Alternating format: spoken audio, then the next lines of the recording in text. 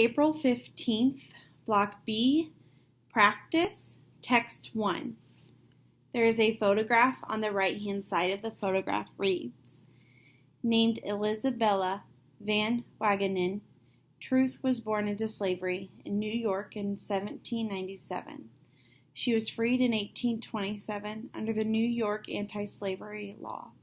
She had 5 children, some of whom were taken away from her and sold. Truth became a Pentecostal preacher and an outspoken abolitionist and supportive of women's rights. In 1843, Isabella changed her name to Sojourner Truth. In 1851, Truth attended the Women's Rights Convention in Ohio. On the second day, several male ministers showed up and argued that women should not have the same rights as men. Sojourner Truth responded with this short, simple speech called Ain't I a Woman?, which was a powerful rebuke to many anti-feminist arguments of the day.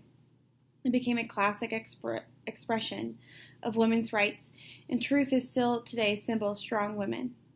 Sojourner Truth, 1797 to 1883. Ain't I a Woman? Delivered 1851 at the Women's Convention, Akron, Ohio. Well, children, where there is so much racket, there must be something out of kilter. I think that twixt the Negroes of the South and the women at the North, all talking about rights, the white man will be in a fix pretty soon. But what's all this here talking about? That man over there says that women need to be helped into carriages and lifted over ditches and to have the best place everywhere. Nobody ever helps me into carriages or over mud puddles or gives me any best place. And ain't I a woman? Look at me. Look at my arm. I have plowed and planted and gathered into barns, and no man could heed me. And ain't I a woman? I could work as much and eat as much as a man, when I could get it, and bear the lash as well. And ain't I a woman? I have borne 13 children and seen most all sold off to slavery. And when I cried out with my mother's grief, none but Jesus heard me. And ain't I a woman? Then they talked about this thing in the head. What's this they call it? Member of audience whispers intellect. That's it, honey. What's that got to do with women's rights or Negroes' rights? If my cup won't hold but a pint, and yours hold a quart, wouldn't you be mean not to let me have my little half measure full?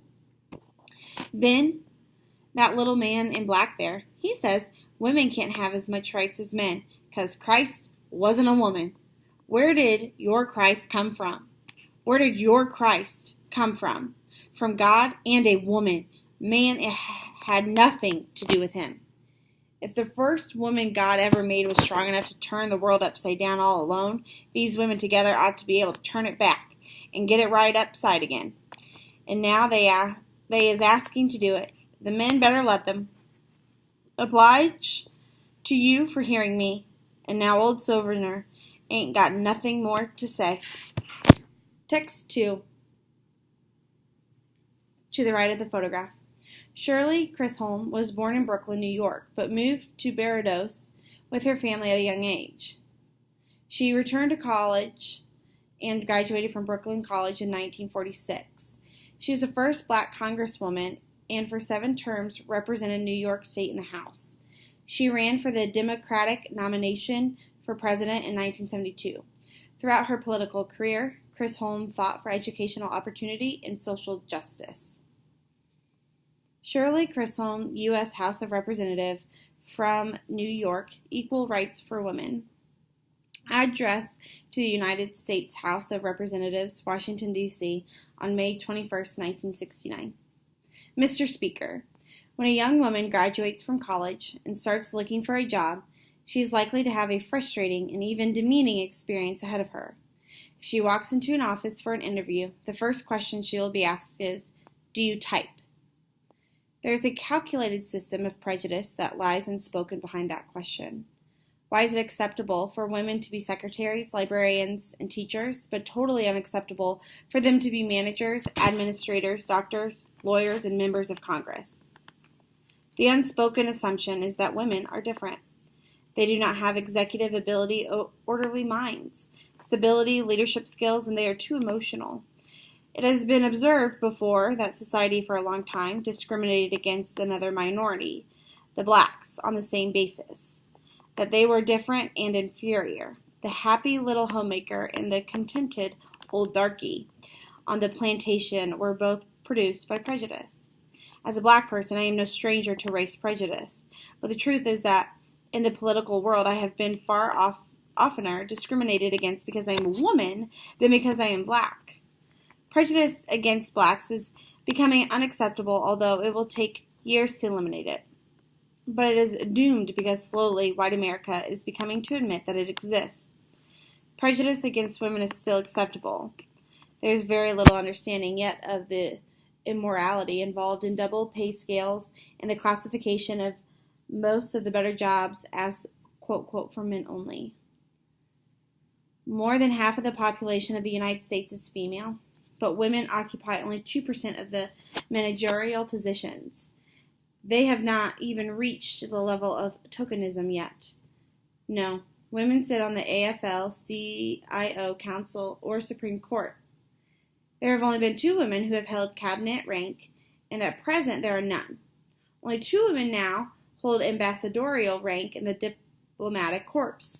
In Congress, we are down to 1 senator and 10 representatives. Considering that there are about 3.5 million more women in the United States than men, this situation is outrageous. It is true that part of the problem has been that women have not been aggressive in demanding their rights.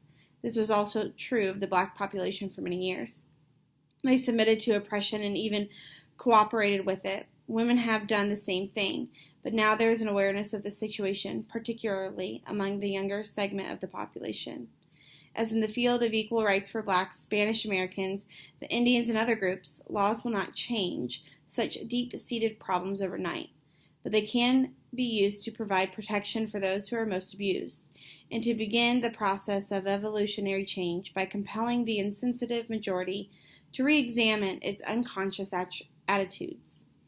It is for this reason that I wish to introduce today a proposal that has been before every Congress for the last 40 years, and that sooner or later must become part of the basic law of the land, the Equal Rights Amendment.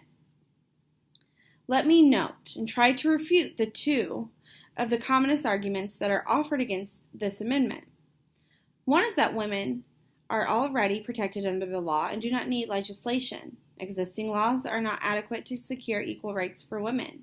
Sufficient proof of this is the concentration of women in lower-paying, menial, unrewarding jobs and their incredible scarcity in the upper-level jobs. If women are already equal, why is it such an event whenever one happens to be elected in Congress? It is obvious that discrimination exists. Women do not have the opportunities that men do, and women that do not conform to the system, who try to break with the accepted patterns, are stigmatized as odd and unfeminine. The fact is that a woman who aspires to be chairman on the board or a member of the House does so for exactly the same reasons as any man. Basically, these are that she thinks she can do the job and she wants to try. Second argument, often heard against the Equal Rights Amendment, is that it would eliminate legislation that many states and the federal government have enacted giving special protection to women, and that it would throw their marriage and divorce laws into chaos. As for the marriage laws, they are due for sweeping reform, and our excellent beginning would be to wipe the existing ones off the books. Regarding special protection for working women, I cannot understand why it should be needed. Women need no protection that men do not need. What we need are laws to protect working people, to guarantee them fair pay, safe working conditions, protection against sickness and layoffs, and provision for dignified, comfortable retirement. Men and women need these things equally. That one sex needs protection more than the other is a male supremacist myth, as ridiculous and unworthy of respect as the white supremacist myth that society is trying to cure itself of all of at this time. Prompt. Both Sojourner Truth and Shirley Chisholm acknowledge the prejudice women face because they are viewed as inferior to men. Write an essay in which you describe the challenges faced by women during each time period and analyze the argument made in each woman's speech. Use details from both passages in your response. Your response should be in the form of a multi-paragraph essay.